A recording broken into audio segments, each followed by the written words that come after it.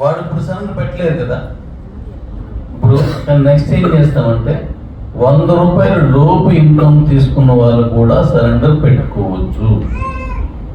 అలా పెట్టేసుకోవాల్సి వచ్చినప్పుడు ఈ మిగిలిన వాళ్ళు ఎవరున్నారో అందరూ పెట్టేసుకుంటారు, వాళ్ళకి కూడా ఇబ్బంది. అలా సరెండర్ పెట్టుకున్న దాని అగెనిస్ట్లో పైకి ఎన్ని కాయిన్స్ ఉన్నాయో అవన్నీ వెళ్ళిపోతుంది. అంటే నేను కొంత తీసుకున్నాను, నాకు అకౌంట్ వద్దు, నాకు ఖచ్చితంగా ఆ కాయిన్స్ మీకు ఇచ్చేస్తానంటే అప్పుడు ఆయనకి ఎంత ఇవ్వాలి? మనం తిరిగి 100 రూపాయల లోపు తీసుకున్నాడు, 400 ఇచ్చాడు.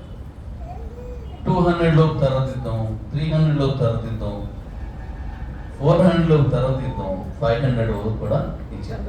ఇప్పుడు దానికి ఒక వ్యక్తి బైక్ విన్నర్ అయ్యాడు. ఇప్పుడు నువ్వు చెప్పిన దానికి ఇప్పుడు అడిగా కదా, సెల్ విన్నరు, కారు విన్నరు అయ్యాడు.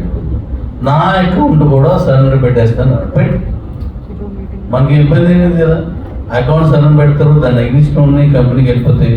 ఒకవేళ ఆ అకౌంట్ మెర్జ్ చేసుకున్నారు, మెర్జ్ చేసుకున్న వ్యక్తికి ఈ ఇన్కమ్ అంతా అయిపోతుంది. క్లియర్ కదా? అది మీరు ఎవరికైనా మెర్జ్ చేసుకుంటే హ్యాపీగా తీసుకుంటారు.